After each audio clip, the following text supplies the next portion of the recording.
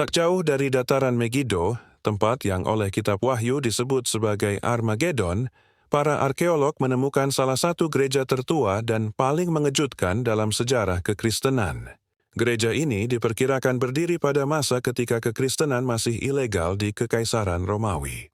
Pada awal abad ketiga, Megiddo bukan hanya kota kuno strategis, tetapi juga menjadi lokasi kamp militer Romawi. Para serdadu, pekerja sipil, dan keluarganya tinggal di sekitar kompleks markas tersebut. Pada masa itu, kekristenan belum diakui oleh Kekaisaran Romawi, penganiayaan terhadap orang Kristen masih terjadi secara lokal, dan ibadah biasanya dilakukan secara rahasia di rumah pribadi. Gereja Megiddo awalnya berupa rumah besar milik warga sipil Romawi, diubah menjadi tempat ibadah komunitas Kristen.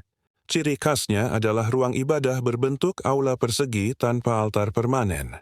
Karena komunitas Kristen masih menggunakan meja kayu sederhana untuk ekaristi, dan sebuah mozaik lantai besar dari tahun 230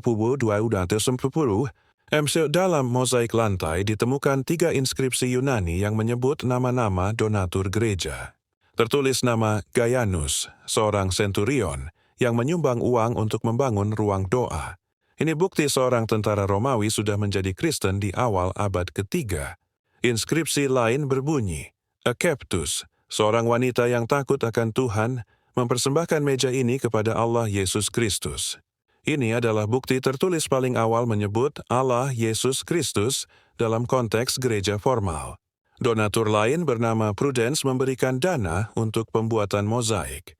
Mozaik Gereja Megiddo adalah salah satu mozaik kekristenan tertua di dunia, menggambarkan 2 ikan berhadapan, simbol meja perjamuan, dan motif geometri Bizantium awal. Simbol ikan digunakan sebelum salib menjadi simbol resmi kekristenan, karena inskripsi, struktur khusus, dan fungsi tetap untuk ibadah Kristen, para arkeolog menyebut Megiddo sebagai salah satu gereja tertua di dunia, lebih tua dari gereja Dura Europos dan gereja-gereja era Konstantinus.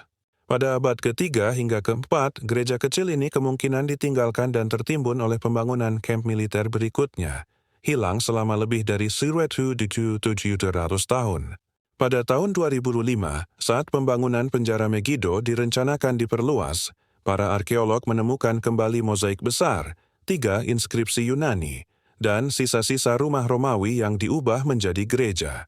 Temuan ini mengguncang dunia akademik karena usianya, lokasinya dekat Armageddon, dan bukti Kristen awal sebelum Konstantinus.